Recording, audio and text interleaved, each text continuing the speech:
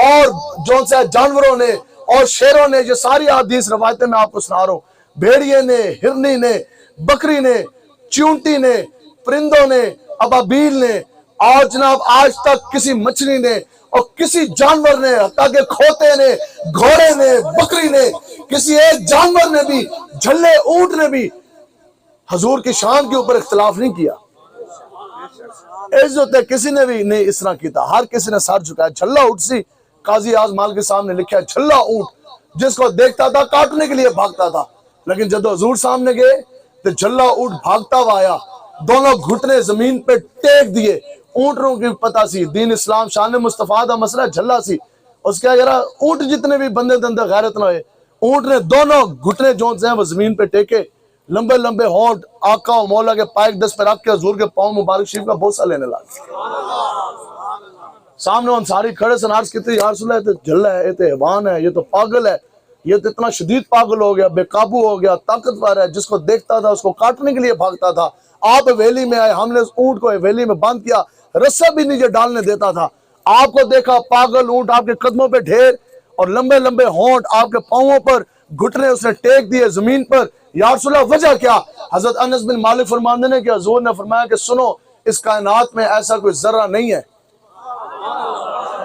قیامت تک سائنس دا ابا بھی آ جانا تے ریت دے ذرات نہیں گن سکتا۔ کتنے ریت دے ذرات رہے، تسی ایک کھیت دے نہیں گن سکتے زمین دے سامنے۔ حضور نے فرمایا قیامت تک بالکل کائنات میں کوئی ایسا ذرہ نہیں ہے، کوئی ایسی شے نہیں ہے جس کو یہ نہیں معلوم کہ میں محمد ربی اللہ کا آخری رسول ہوں۔ جھلے اٹھنو بھی مسئلہ سمجھ آیا، جھلے اٹھنو بھی عقیدہ ختم نبوت کے اوپر غلطی نہیں ہوئی۔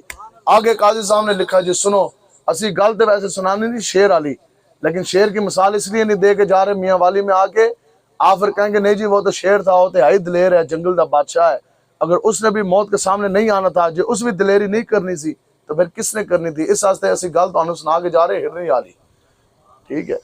بندے ہرنی جتنی بھی غیرت و دلیری نہ ہوئے، بندہ گل کرے جی میں عاشق رسول ہاں۔ سنو جی، قاضی اعظم مالکی صاحب رحمۃ اللہ تعالیٰ علیہ میلاد شریف دے حوالے نال آپ نے یہ بند باندھا، اور آپ نے یہ جو سے باب باندھا ہے، یہ ساری بات آپ نے لکھی ہے شفا شریف میں۔ آپ فرماتے ہیں کہ مدینہ پاک کے ایک طرف گھنا جنگل تھا، تو ایک شکاری گیا اور اس شکاری جا کے نا دیکھا کہ سامنے ایک ہرنی ہے اور اپنے 2 بچوں کو دودھ پلا رہی ہے۔ انہیں شکاری نے کہا کہ اس نے تو غنیمت پایا جناب، ماں اس کے جناب ہے تو بڑی آسانی ہوگی، کیوں موقع غنیمت ہے، ہرنی دی ساری توجہ ہے بچوں کی طرف ہے۔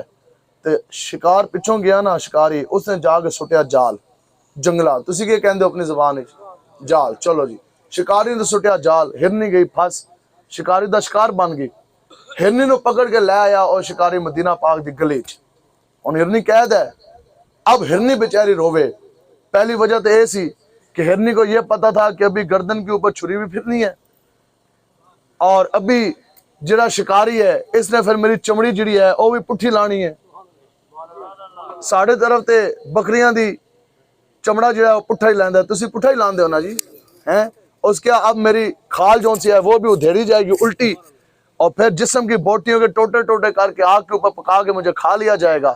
تے دوسری وجہ کیسی، دوسری ساستے ہرنی روے کہ 2 دودھ پیتے بچے ہیں چھوٹے چھوٹے، اب وہ بلک رہے ہوں گے، تڑپ رہے ہوں گے، بھوکے پیاسے ہوں گے، ان کو دودھ کون پلائے گا؟ اور تے کسی شیر دی، کسی کتے دی، کسی بھیڑیے دی خوراک بن جان گے، انہاں بچیاں دا کی ہوئے گا؟ اب ہرنی بیچاری روے، حالات بدلے نہیں، جالے دے اندر بند ہے، قید ہے، لیکن آخر کیا وجہ؟ قاضی صاحب فرماندے نے وہ ہرنی ایک دم اٹھی کھڑی ہوگی اور وہ مسکرانے لگ گئی۔ امام صاحب کہندے نے تینوں پتہ نہیں چلیا کہ وجہ یہی سی کہ حضور آ گئے۔ اب آقا و مولا حضور علیہ السلام کا اس مدینہ پاک کی گلی سے گزر ہو رہا ہے، اب وہ ہرنی ہے، اب وہ مسکرائی کیوں؟ حالات نہیں بدلے، ساری امیدیں دم توڑ گئی، سارے سہارے ساتھ چھوڑ گئے۔ یہاں سے بات یاد آ گئی ہے لبیک رضوی مجاہدوں کی، جدو اسی جیلیں جانے ہیں سانو دستے نے آخری باری گئے، سانو کہنے لگے جناب ابھی تو آپ گئے تھے مہینے بعد جدو کڈے نا 15 دینے بعد ہتکڑیاں لگی ہیں گاڑیاں پا کے جناب آئیں جی انسداد دہشت گردی جج کے سامنے پیشی ہے۔ تو اگے وکیل صاحبان ملے جو حسن تحریک دے لیگل ایڈوائزر، وہ کہنے لگے جدو اندر گئے سو تو ایک پرچہ سی، اب تو کئی پرچے آپ پہ ہو گئے۔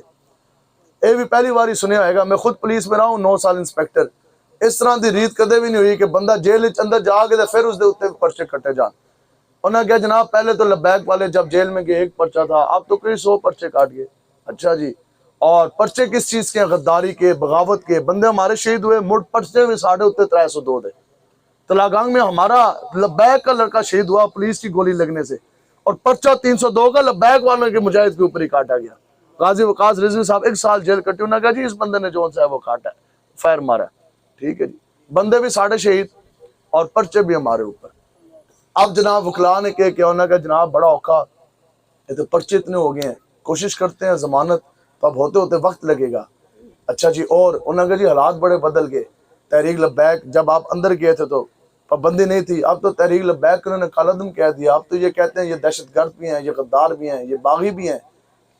تو پھر جب واپس آئے ظاہری گل ہے تو مجھے وہ بند بھی اکیلا کرتے ہیں، اکیلے بند سے چکی دے اندر، پھر ظاہری گل ہے آخر اسی بھی انسان ہیں، ہمارے بھی ماں باپ ہیں، بیوی بچے ہیں، خود بھی انسان ہیں۔ آپ جیل کی تنہائی ہو، سلاخوں کے پیچھے بندہ بیٹھا ہے، پھر شیطان دا وسوسہ بھی تو ہوتا ہے نا جی، تو شیطان نے آگے زور لایا۔ اب ایک پل کے لیے دل میں یہ خیال گزرا کہ اب تو حالات جو بن گئے، اب لگتا ہے ایسے ہی ہے کہ آنے والی زندگی کم سے کم جو جوانی ہے نا اس کے دن اور رات جو ہیں وہ جیل کے سلاخوں کے پیچھے ہی ہیں۔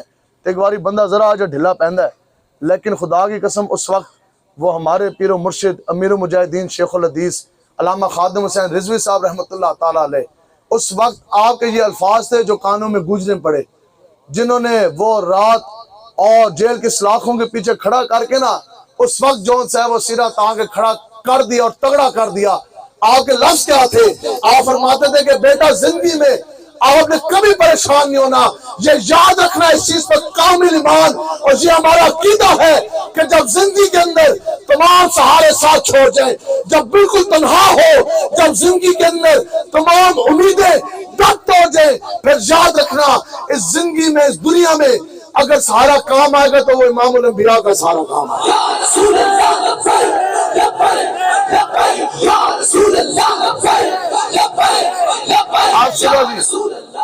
اب یہ ہے، اب وہ دسو جی پھر حضور دا سارا پھر کم آیا کہ نہ آیا؟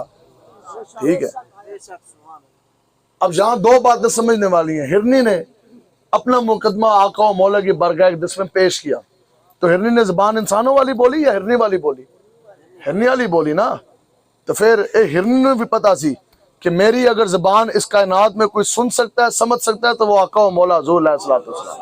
ہرنی دا عقیدہ سی۔ اگے آؤ جی، ہرنی نے اپنا مقدمہ اور اپنے 2 دودھ پیتے بچے جو کئی دور کلومیٹر دور گھنے جنگل کے اندر تھے ان کا بھی دکھ درد بیان کیا۔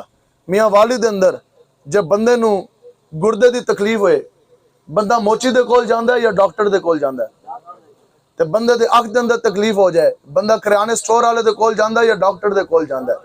مطلب دنیا دا قاعدہ قانون یہی ہے کہ جہاں دکھ کی دوا ہو، جہاں درد کی دوا ہو، جاتا بندہ ادھر ہی ہے۔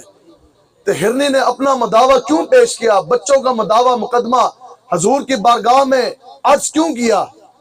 ہرنی کو یہ پتا تھا کہ اس کائنات میں اگر میرے اور میرے بچوں کے دکھ درد کا مداوع ہے تو وہ بھی حضور علیہ السلام کے پاس، اگر ہمارے دکھ درد کی دوا ہے تو وہ بھی آقا و مولا کے دست اقدس میں ہی ہے۔ اب ہرنی نے عرضی پیش کر دی، حضور تو پھر مالک و مختار ہے۔ حضور نے مسکرایا، حضور نے فرمایا کیا چاہتی ہو؟ عرض کی یا رسول اللہ اجازت ہوئے، حکم ہوئے تو آپ اگر مجھے اپنے دست اقدس سے کھول دیں، میں بھی بھاگتے بھاگتے جاؤں گی جنگل میں، بچے پیاسے ہیں ان کو میں دودھ پلا کرنا میں واپس آ جاؤں گی۔ اب حضور علیہ السلام کو یہ پتا تھا کہ ہرنی نبیوں کے امام رب کے حبیب کے ساتھ وعدہ خلافی نہیں کرے گی، غلط زبانی نہیں کرے گی، لیکن حضور یہ چاہتے تھے کہ ہرنی خود شان مصطفیٰ بیان کرے۔ آگے سنو جی درود پاک کا مسئلہ شان مصطفیٰ کا۔ حضور نے ہرنی سے پوچھا، ہرنی تو میں نے یہ دس کہ اگر میں تینوں کھول دیواں، تینوں میرا ہاں کر دیواں، جے تو چلی جائیں پھر تو مڑ واپس نہ آئے، تو پھر ہرنی عرض کرنے لگی یا رسول اللہ پھر میرے ہوتے اس بندے جتنی لعنت ہے جس کے سامنے آپ کا نام لیا جائے اور پھر وہ آپ کے اوپر درود پاک کا نذرانہ نہ بھیجے۔ اب یہ فتویٰ لگ گیا ہرنی کا۔ اب سنیں جی، ٹھیک ہے جی، اب وہ ہرنی نہ بھاگتے بھاگتے جا کے گھنے جنگل کے اندر داخل ہوگی، چلی گئی۔ شکاری تھوڑی دیر کے بعد آیا، عرض کرنے لگا کہ حضور شکاری میں ہرنی شکار میرا، جال میرا، وہ ملکیت میری، تو ہرنی کدھر گئی؟ حضور نے فرمایا کہ میں نے کھولی ہے، جنگل میں گئی ہے، بچوں کو دودھ پلا کر واپس آئے گی۔ عرض کرنے لگا حضور کہتے دنیا اس طرح بھی ہویا ہے کہ شکاری جانور شکار کھل کے گیا ہوئے گھنے جنگل دے اندر تے خود بخود واپس آ جائے. حضور نے فرمایا کہ تو نے ٹھیک کہا, اگر بندے کے ہاتھ سے چھوٹے تو واپس نہیں آتا, لیکن اگر نبیوں کے امام کے ہاتھ سے چھوٹے پھر تو ویکھی کہ واپس آندا ہے کہ نہیں آندا. اب سنیں جی شکاری نے کیا کیا, مسلمان نہیں ہے. آج جس طرح سے گل کر دیں نا مولوی حضرات اور آپ حضور کے غلام, اسی لوگوں نے کہندے یار حضور دا دین تخت لے کے آنا, اٹھو حضور کے نظام مصطفیٰ. تو لوگوں نے نا اتنی لمبی زبانیں آگے سے نکالی ہوتی ہیں, اور نہیں جی اے بی سی ڈی کے بغیر کس طرح گزارا ہوگا, اور نہیں جی قرآن مجید کا قانون, آپ اب قرآن کا قانون لے کر آئیں گے. امیر المجاہدین نے اس وقت فرمایا, آپ نے فرمایا اسی سود تو خلاف کریں گے, ہم حضور کے غلاموں کو کہیں گے اپنے پیسے نکالیں ملک پاکستان کے لیے. انہوں نے کہا جی ملک جو ہے وہ چندے سے چلے گا. اور کہتے ہیں نہیں جی سود کے بغیر ملک کس طرح چلے گا, اے بی سی ڈی کے بغیر کس طرح چلے گا. اسی مولوی کہتے ہیں نہیں, اگر اے بی سی ڈی نے تو ملک کا کیا ستیہ ناس, اے بی سی ڈی ملک نہیں چلائے گا قیامت تک. اگر یہ ملک کی تقدیر بدلے گا تو وہ رب کا قرآن اور نبی کا فرمان نہیں بدلے گا. ملک کی تقدیر ہے تو بدلے گا تو وہ الف لام میم اور یاسین نہیں بدلے گا. ٹھیک ہے جی.